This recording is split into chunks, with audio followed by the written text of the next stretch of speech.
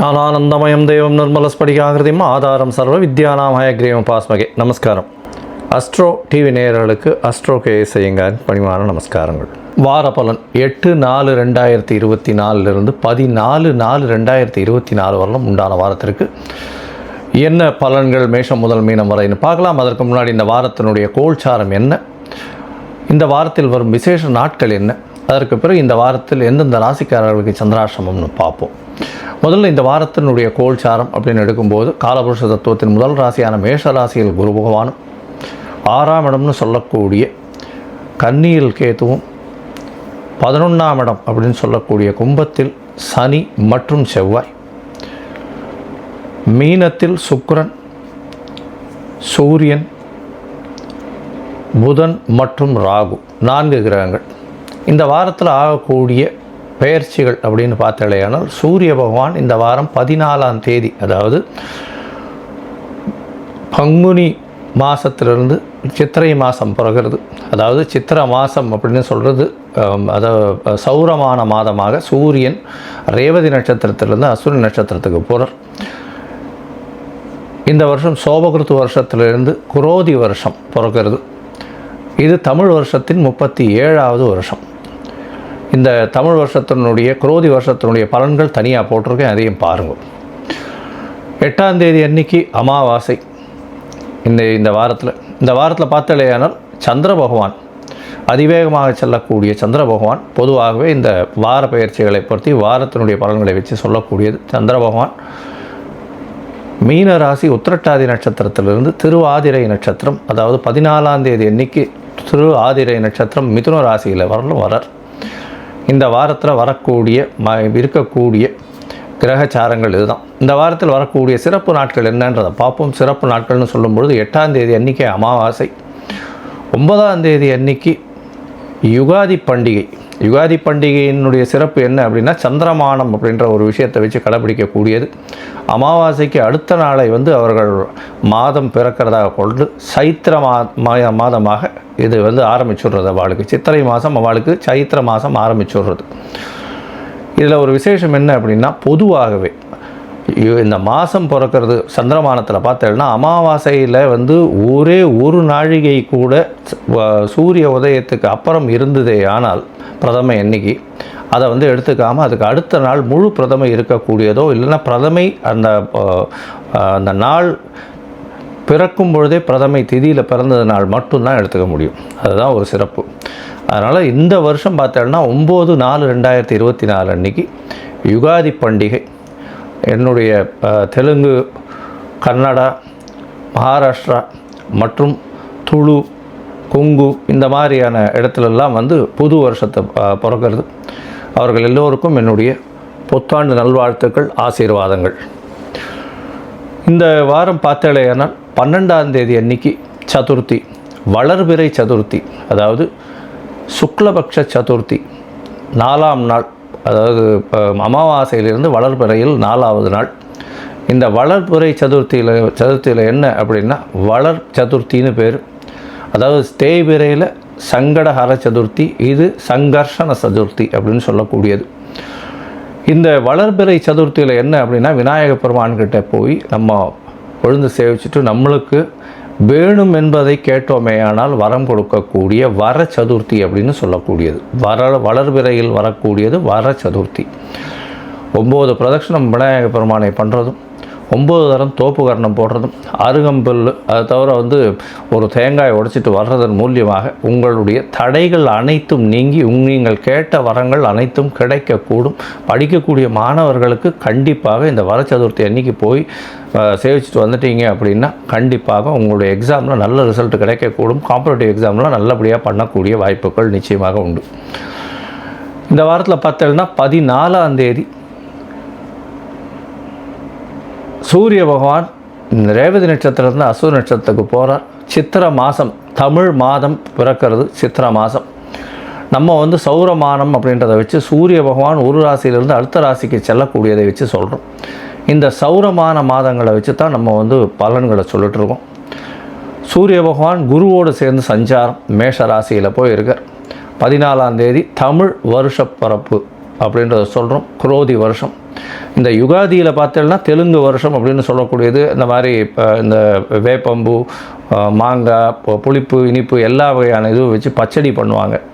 அது வந்து ரொம்ப விசேஷம். அதாவது யுகாதி பச்சடின்னே பேர் அதுக்கு, ரொம்ப விசேஷமானது. இந்த வாரம் இந்தந்த விசேஷ நாட்கள் வருது. இதற்கு பிறகு இந்த வாரத்தில் வரக்கூடிய சந்திராஷ்டம ராசிகள் என்னென்னு பார்த்தேடையானால் சிம்மம், கன்னி, துலாம், விருச்சிகம் இந்த 4 ராசிக்காரர்களுக்கு சந்திராஷ்டம். அதனால் உங்களுடைய ராசிக்கு 8ஆம் இடத்தில் சந்திர பகவான் மறையும் பொழுது மதி மயங்கக்கூடும். ஏன்னா சந்திர பகவான் மதிகாரகன், மயங்கக்கூடும். அதனால் தவறான முடிவுகள் எடுக்கக்கூடும். வெளியூர் வழிமான பிரயாணம் வேண்டாம்னு சொல்கிறோம். ஒருவேளை எடுக்க வேண்டி இருந்ததே ஆனால் சந்திர பகவானுக்கு உண்டான எளிய பரிகாரம் அப்படின்னு சொல்லக்கூடிய உங்களால் முடிஞ்ச ஒரு 1/2 டம்ளர் பால் கொண்டு போய் அருகில் இருக்கக்கூடிய சிவன் கோயிலில் கொடுத்துட்டு போகிறது மூலியமாக சந்திராஷ்டமத்தின் தாக்கம் குறையும். சரி, இந்த வாரம் மேஷம் முதல் மீனம் வரை எப்படி இருக்குதுன்னு பார்ப்போம். 8/4/2024 14/4/2024 வரலையும் உண்டான நாட்களில் என்னுடைய மொபைல் நம்பர் கீழே ஸ்க்ராலிங்கில் போயிட்டுருக்கு. உங்களுக்கு அஸ்ட்ராலஜிக்கல் கன்சல்ட் தேவைப்பட்டதுன்னா எனக்கு ஃபோன் பண்ணுங்க. உங்களுடைய date, time, place of birth, உங்களுடைய நேம் அண்டு பேரண்ட்ஸ் நேம் கொடுத்தீங்கன்னா உங்களுடைய சார்ட்டு போட்டு சந்தி இருக்கான்றதை முதல்ல பார்த்துட்டு, அதாவது நட்சத்திரம், ராசி, லக்னம், நட்சத்திர பாத சந்தி இதெல்லாம் இருக்கான்றதை பார்த்துட்டு அதுக்கப்புறம் உங்களுடைய தசாபுக்தி அந்தரம் சூக்ஷ்மம் எப்படி இருக்குன்றதை பார்த்துட்டு இன்றைய கோல்சார பிரகாரம் உங்களுடைய பிரச்சனைகள் என்னன்றதுக்கு எளிய பரிகாரம் என்ன சொல்ல முடியுமோ அது சொல்கிறேன். என்னுடைய கட்டணம் என்னன்றதையும் போடுறேன். சரி, இப்போ மேஷம் முதல் மீனம் வரை 8/4/2024 முதல் 14/4/2024 வரை உண்டான நாட்களுக்கு. கன்னி, உத்தரம், ஹஸ்தம், சித்திரை இந்த 3 நட்சத்திரம் 9 பாதங்களை கொண்ட ராசி. ராசியின் அதிபதி புத பகவான் ராசிக்கு சமசப்தமத்தில் நீச்சம் பெற்று நீச்ச பங்கமாகி ராஜயோகத்தை குடிக்கக்கூடிய ஏற்றத்தில் இருக்கார். இந்த வாரம் பார்த்தோம்னா சப்தமம் வந்து வலுப்பெற்று போயிருக்கக்கூடிய காலகட்டம். இந்த வாரத்தில் 5 கிரகங்கள் இந்த 7ஆம் இடத்துல இருக்குது. பார்ட்னர்ஷிப் பிஸ்னஸில் பெரிய ஏற்றம் கிடைக்கக்கூடிய காலகட்டமாக இருக்குது. எதிர்பாலினத்தவர் மூலியமாக நல்ல ஒரு ஏற்றம் கிடைக்கக்கூடும். உங்களுடைய ராசிக்கு பார்த்தோம்னா 7ஆம் இடத்துல வந்து சூரியன், சந்திரன், புதன், சுக்கிரன் மற்றும் ராகு 5 கிரகங்கள் இருக்குது. இதன் மூலியமாக பார்த்தீங்கன்னா நீங்கள் நினைத்த காரியங்கள் அனைத்தும் வெற்றி பெறக்கூடிய வாய்ப்புகள் உண்டு. வெளிநாட்டுக்கு போகணுன்ற ஒரு ஷார்ட் ட்ரிப் ப்ரோக்ராம் இருக்கக்கூடிய காலகட்டமாக இருக்கும். உங்களுடைய ராசிக்கு பார்த்தீங்கன்னா எதிர்பாலினத்தவர் மூலியமாக நல்ல ஒரு ஏற்றம் இருக்கும். நண்பர்கள் மூலியமாக நல்ல ஒரு ஏற்றம் கிடைக்கக்கூடிய காலகட்டமாக இருக்குது. பண வருமானத்திற்கு கம்மி இருக்காது. ஏன்னா உங்களுடைய ராசிக்கு 2ஆம் அதிபதி 7ஆம் இடத்தில் இருக்கிறது பெரிய விசேஷம். பார்ட்னர்ஷிப் பிஸ்னஸில் பெரிய ஏற்றம் கிடைக்கக்கூடிய காலகட்டமாக இந்த வாரம் அமைய போகிறது. இந்த வாரத்தில் பார்த்தீங்கன்னா உங்களுடைய ராசிக்கு 6ஆம் இடத்துல இருக்கக்கூடிய சனியும் செவ்வாயும் உங்களுக்கு எதிரிகள் அற்ற நிலையை கொடுக்கக்கூடும்.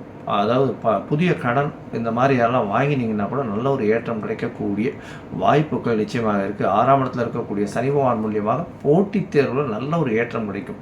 சனி செவ்வாய் காம்பினேஷன் 6ஆம் இடத்துல இருக்கிறது ரொம்பவும் நல்லது.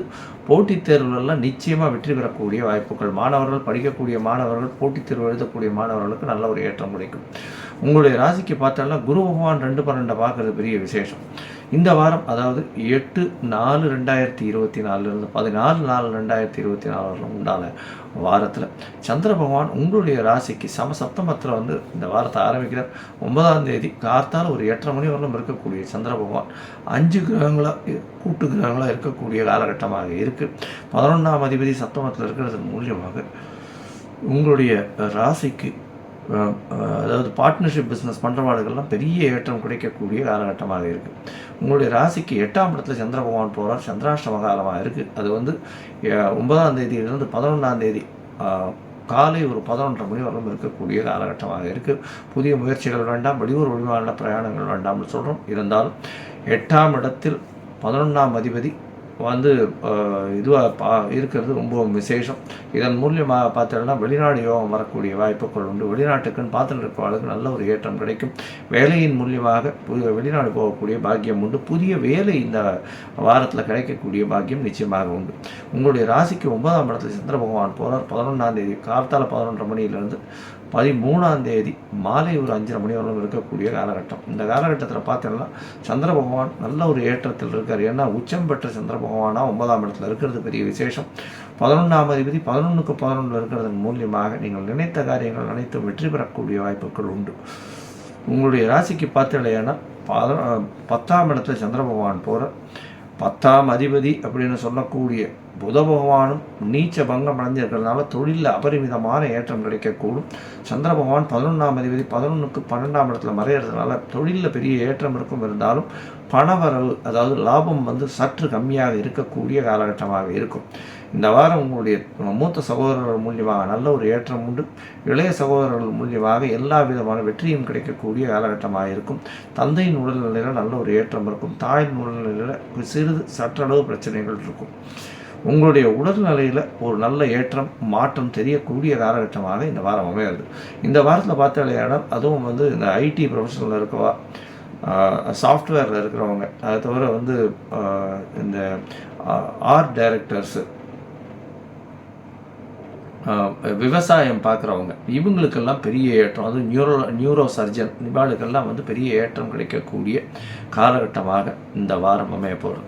இந்த வாரத்தில் நீங்கள் அருகில் இருக்கக்கூடிய செட்டி புண்டியம் ஹயக்ரீவ பெருமானை போய் ஓண்டிட்டு வாங்க, ஏலக்காமாலை போட்டு வாங்க, நல்ல ஒரு ஏற்றம் கிடைக்கும். அதுவும் காம்படிட்டிவ் எக்ஸாம் எழுதுகிற பசங்க கண்டிப்பாக ஹயக்ரீவர் போய் சேவிச்சிட்டு வர்றதன் மூலியமாக நிச்சயமாக உங்களுக்கு வெற்றி கிடைத்தே தீரும்.